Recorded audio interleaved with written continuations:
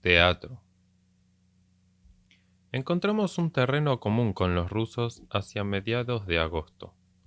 A pesar del secreto con que se estaba llevando a cabo, todo el mundo se enteró de que los rumanos, con el consentimiento de las autoridades, estaban organizando una revista.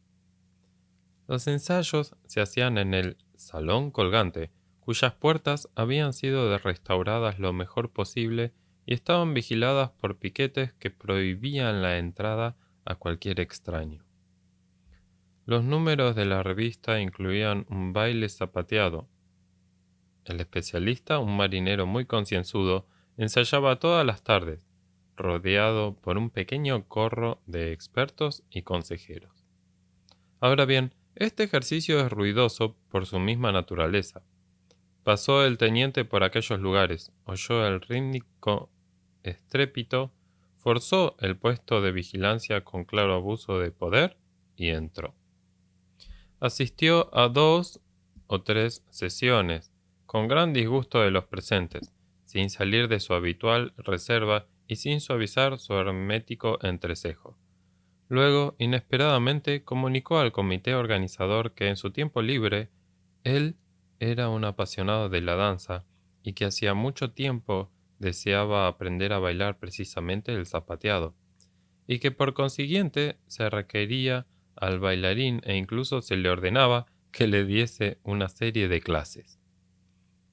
El espectáculo de estas clases me interesaba hasta tal punto que conseguí asistir a ellas escurriéndome por los extraños meandros de la Casa Roja y ocultándome en una esquina oscura. El teniente era el mejor alumno que se pueda imaginar, serio, voluntarioso, tenaz y físicamente bien dotado. Bailaba de uniforme y con botas, 1 hora de reloj al día, sin conceder al maestro ni un segundo de descanso, ni concedérselo tampoco a sí mismo. Progresaba rápidamente. Cuando la revista se puso en escena, 1 semana después, el número del zapateado fue una sorpresa para todos. Bailaron el maestro y el discípulo irreprochablemente, con impecable paralelismo y sincronía. El maestro haciendo guiños y echando sonrisas, vestido con un imaginativo traje de gitano que le habían confeccionado las mujeres. El teniente con la nariz desdeñosa y los ojos clavados en el suelo, fúnebre, como si ejecutase una danza ritual. De uniforme naturalmente, y las medallas prendidas en el pecho y la funda de la pistola al flanco, danzando a su mismo compás. Se los aplaudió. También se aplaudieron otros números diversos no muy originales, unas canciones italianas del repertorio clásico, y Pompieri di Vigiù, un número en el que el enamorado conquista el corazón de la chica con un ramo no de flores, sino de riba, nuestro apestoso pescado cotidiano. La montanara, cantada a coro, con el señor Umbertorben de director de coro. Pero tuvieron un éxito entusiasta y merecido 2 números menos comunes. Entraba en escena a grandes zancadas con paso dificultoso un gordo y gran personaje enmascarado, todo envuelto en pesados ropajes, parecido al célebre vivendum de los neumáticos Michelin. Saludaba al público a la manera de los atletas, con las manos unidas por encima de la cabeza. Entretanto, 2 ayudantes hacían rodar con gran trabajo hasta donde él estaba un enorme aparato, hecho de una barra y 2 ruedas, como los que usan los levantadores de pesas. Se doblaba, cogía la barra, ponía en tensión todos los músculos. Nada, la barra no se movía. Entonces se quitaba la capa, la doblaba meticulosamente, la tendía en tierra y se disponía a una nueva tentativa. Como tampoco esta vez podía levantar el peso del suelo, se quitaba otra capa y la dejaba junto a la primera, y así sucesivamente con varias capas, capas civiles y militares, impermeables, sotanas, tabarros. El atleta iba disminuyendo de volumen a ojos vista. El escenario se llenaba de indumentos y el peso parecía que había echado raíces en tierra. Terminadas las capas, empezaba a quitarse chaquetas de toda clase, entre ellas una a rayas de Häftling, en homenaje a nuestra minoría. Luego una gran cantidad de camisas, y siempre, después de cada pieza que dejaba en el suelo, intentaba con una solemnidad puntillosa levantar el artefacto, y renunciaba sin la mínima señal de impaciencia ni de sorpresa. Pero mientras se quitaba la cuarta o la quinta camisa, se paraba de repente. Se quedaba mirando la camisa con intensa atención. Primero de lejos, con el brazo extendido, luego de cerca. Restregaba el cuello y las costuras con ágiles movimientos de mono, y he aquí que extraía entre el índice y el pulgar un piojo imaginario. Lo examinaba con ojos dilatados de horror, lo apoyaba con delicadeza sobre el suelo, trazaba un círculo alrededor de él con una tiza, se daba la vuelta, cogía el aparato que en esa ocasión se había vuelto ligero como un junco y aplastaba el piojo de un seco y preciso golpe. Luego, tras el rapidísimo paréntesis, volvía a quitarse camisas, pantalones, calcetines y fajas con gravedad y compostura y a tratar vanamente de levantar el peso. Al final se quedaba en calzoncillos, entre montones de piezas de vestir. Se quitaba la máscara y el público descubría que era el simpático y popularísimo cocinero, Gridacupco, pequeño, seco, saltarín y siempre atareado que, con mucha propiedad, era llamado el matagrillos de César. Estallaron los aplausos. El matagrillos miraba a su alrededor, perdido, y luego, como atacado por un miedo súbito al público, cogía el peso que probablemente era de cartón, se lo echaba bajo el brazo y salía a la carrera. El otro gran éxito fue la canción El sombrero de tres picos. Se trata de una canción que no tiene ningún sentido en absoluto y que consiste en 4 versos que se repiten. Mi sombrero es de 3 picos mi sombrero es. Si no fuese de 3 picos, no sería mi sombrero. Y que se cantan con una tonada tan usada y desgastada por la costumbre que nadie sabe cuál fue su origen. Pero tiene la particularidad de que, cada vez que se canta, se calla una de las 3 palabras de la estrofa, una de las palabras de la estrofa que sustituye por un gesto. La mano ahuecada sobre la cabeza por sombrero, una palmada sobre el pecho por mío. Los dedos se van juntando al levantarse e imitar la superficie de un cono por puntas, y así sucesivamente hasta que al final de las eliminaciones la estrofa se reduce a un balbuceo torpe de artículos y conjunciones que no pueden ser expresados con signos o, según otra versión, al silencio total marcado por los gestos rítmicos. En el heterogéneo grupito de los rumanos debía de haber alguien que llevaba el teatro en la sangre. En su interpretación, esta curiosidad infantil se convertía en una pantomima siniestra, oscuramente alegórica, llena de resonancias simbólicas e inquietantes. Una pequeña orquesta con instrumentos proporcionados por los rusos atacaba el aburrido motivo en tonos bajos y sordos. Oscilando lentamente según el ritmo, entraban en escena 3 personajes, de mal agüero, envueltos en capas negras, con capuchones negros calados, de los cuales emergían 3 rostros de una palidez cadavérica y decrépita, surcados por profundas arrugas lívidas. Entraban con dubitativo paso de baile, llevando en las manos 3 largos cirios apagados. Reunidos en el centro del proscenio, sin perder el ritmo, se inclinaban hacia el público con senil dificultad, doblando despacito los rincones anquilosados, dando tironcitos extenuados en agacharse y volverse a levantar. Tardaban 2 largos minutos, que eran angustiosos para los espectadores. Conquistada penosamente de nuevo la posición erecta, callaba la orquesta y las 3 larvas empezaban a caminar la insulsa estrofa, con voz trémula y rota. Cantaban, y a cada repetición, con la acumulación de los huecos sustituidos por los gestos temblorosos, parecía que la vida, junto con la voz, se les escapaba. Escandida por el ritmo hipnótico de un solo tambor en sordina, la parálisis iba progresando lenta e inexorablemente. La última repetición, en el silencio absoluto de la orquesta, de los cantores y del público, era una desgarradora agonía, un conato moribundo. Terminada la canción, la orquesta la empezaba otra vez lúgubremente.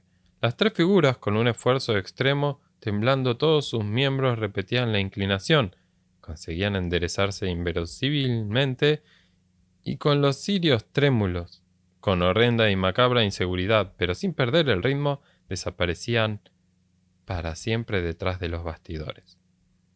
El número de El sombrero de tres picos cortaba la respiración, y cada tarde era acogido con un silencio más elocuente que los aplausos.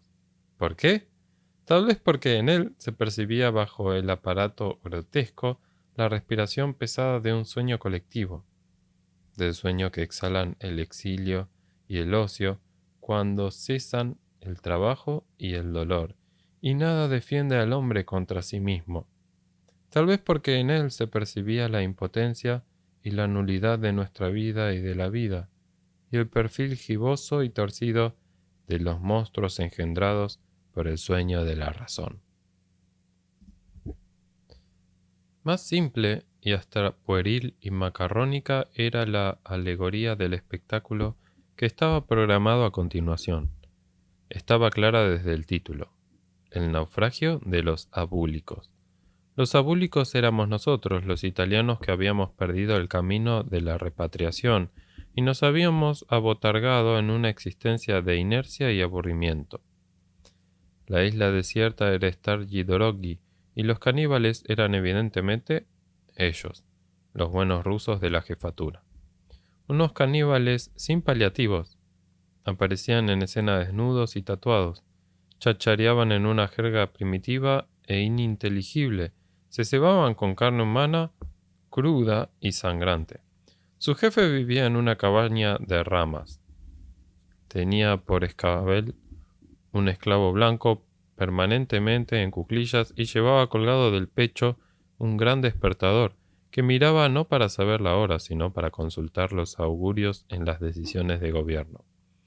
El camarada coronel responsable de nuestro campo tenía que ser un hombre de ingenio, extraordinariamente magnánimo o tonto para haber autorizado una caricatura tan cruel de su persona y de su cargo. O tal vez volvíamos a tropezar con la benéfica incuria secular rusa, con la negligencia oblomoviana, que afloraba a todos los niveles en aquel momento feliz de su historia. En realidad, al menos una vez tuvimos la sospecha de que en la jefatura no habían digerido la sátira o se habían arrepentido. Después del debut del naufragio a mitad de la noche, en la Casa Roja se desencadenó un cataclismo. Alaridos en los dormitorios, patados contra las puertas, órdenes en ruso, en italiano y en alemán. Los que veníamos de Katowice y habíamos asistido ya a un aquelarre análogo, nos asustamos solo a medias. Los demás perdieron la cabeza, especialmente los rumanos, que eran los autores del guión. Se corrió la voz de una represalia de los rusos, y los más aprensivos pensaban ya en Siberia. Los rusos, por mediación del teniente, que en aquella circunstancia parecía más triste y más ofendido que normalmente, nos hicieron levantar y vestir deprisa, y corriendo, y nos pusieron en fila en uno de los meandros del edificio.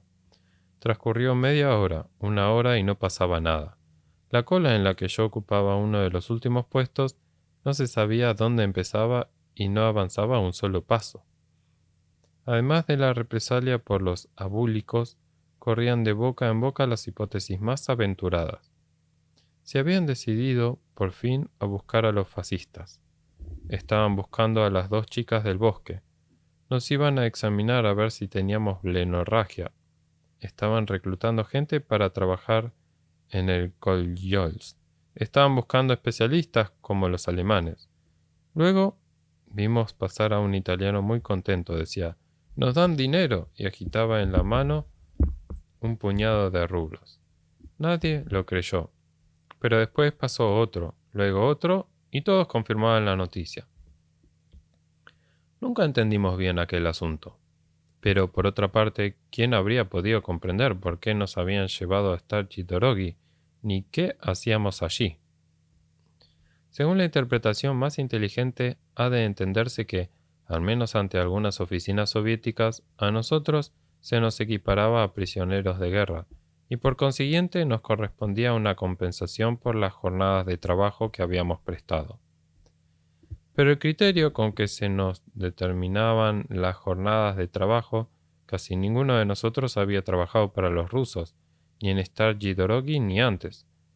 ¿Por qué se les pagaba hasta a los niños y sobre todo por qué esta ceremonia tenía que suceder de una manera tan tumultuosa entre las 2 y las 6 de la mañana? Todo eso está destinado a seguir en la oscuridad.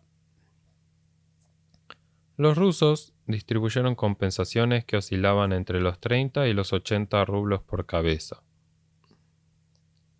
según criterios inescrutables o del azar.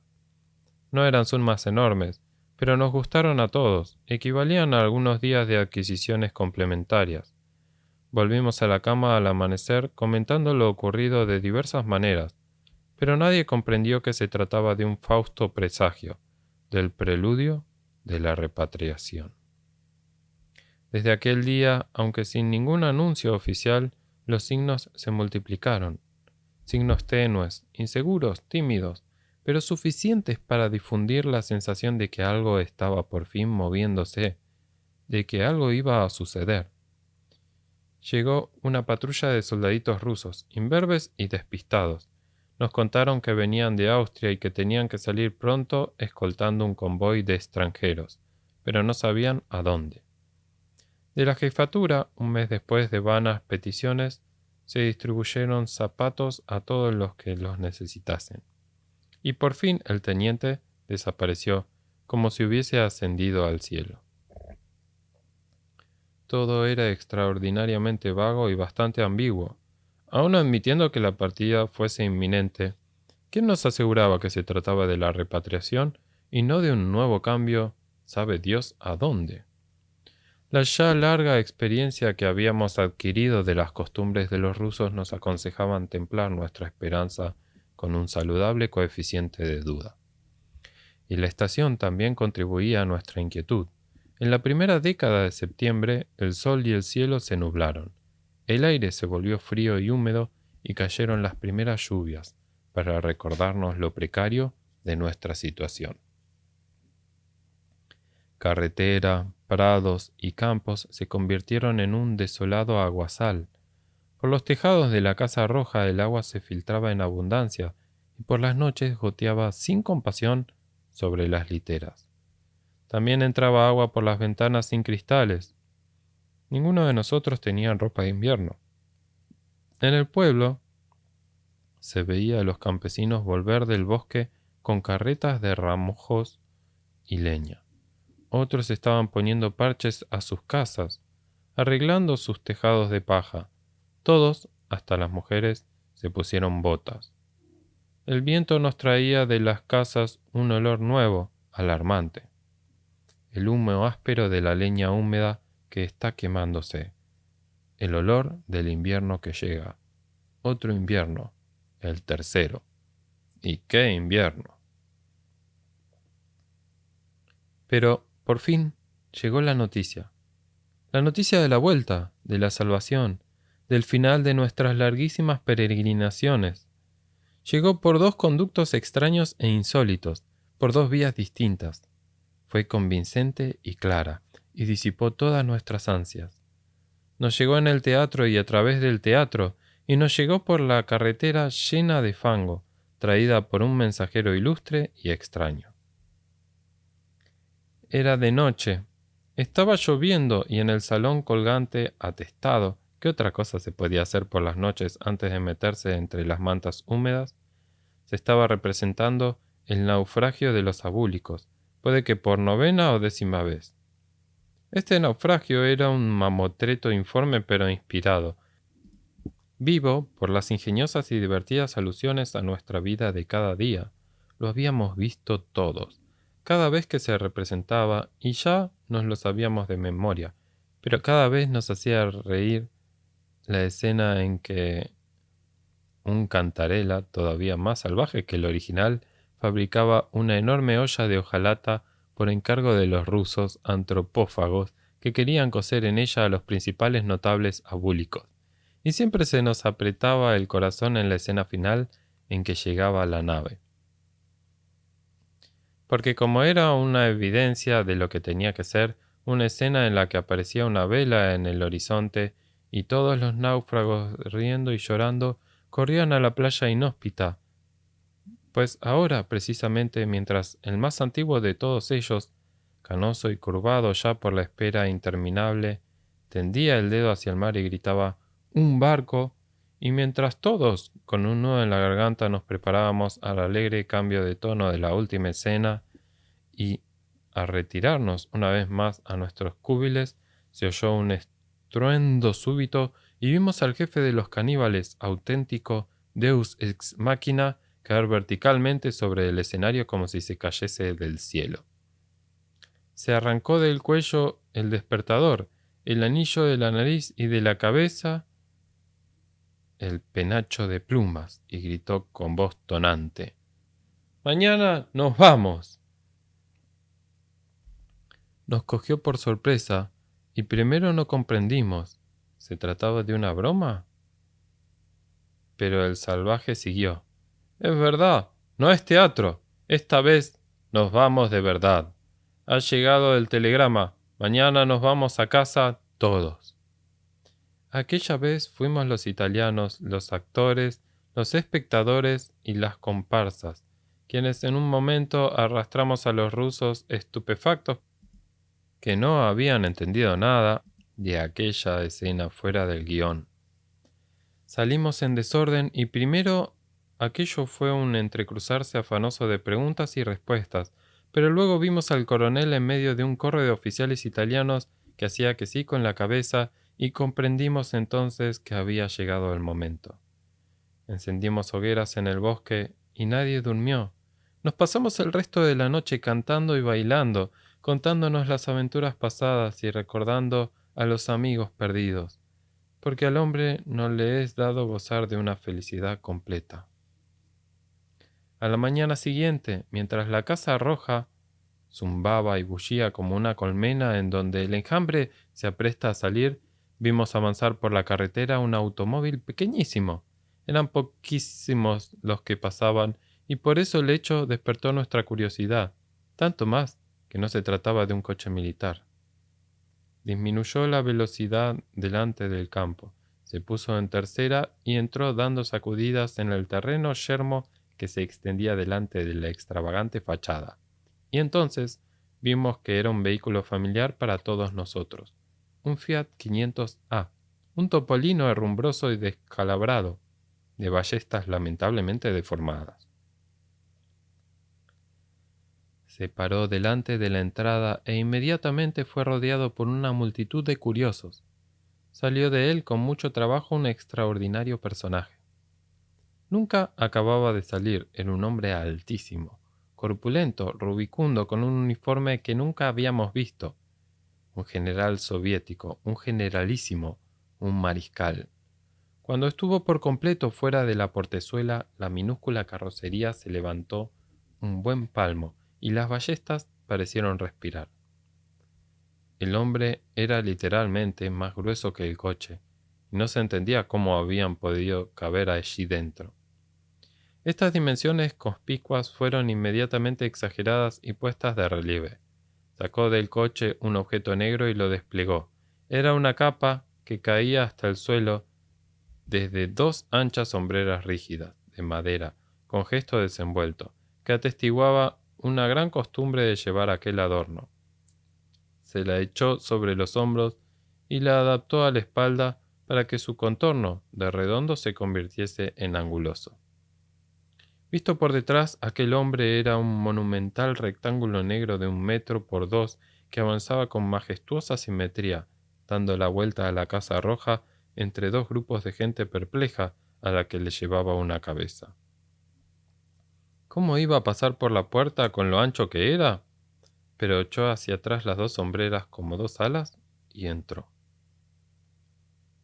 Este mensajero celeste que viajaba él solo en medio del fango en un coche utilitario descangallado y vetusto era el mariscal Timoshenko en persona, Semyon Konstantinovich Timoshenko, el héroe de la revolución bolchevique de Karelia y de Stalingrado. Después del recibimiento por parte de los rusos locales, que por lo demás fue singularmente sobrio y no duró sino unos minutos, salió de nuevo del edificio y se puso a hablar espontáneamente con los italianos, como el rudo Kutuzov de La Guerra y la Paz, en el prado, entre las ollas donde se cocían los pescados y la ropa interior puesta a secar. Hablaba rumano con los rumanos, porque era y lo es aún original de la Besarabia, y hasta sabía un poco de italiano. El viento húmedo agitaba su cabellera gris, que contrastaba con su tez sanguínea y bronceada de soldado, comedor y bebedor. Nos dijo que sí, que era verdad. Saldríamos pronto, prontísimo. Guerra finita tutti a casa. La escolta ya estaba dispuesta, los víveres para el viaje y los mapas a punto. Pocos días después, el tren nos estaría esperando en la estación de Starji Dorogi.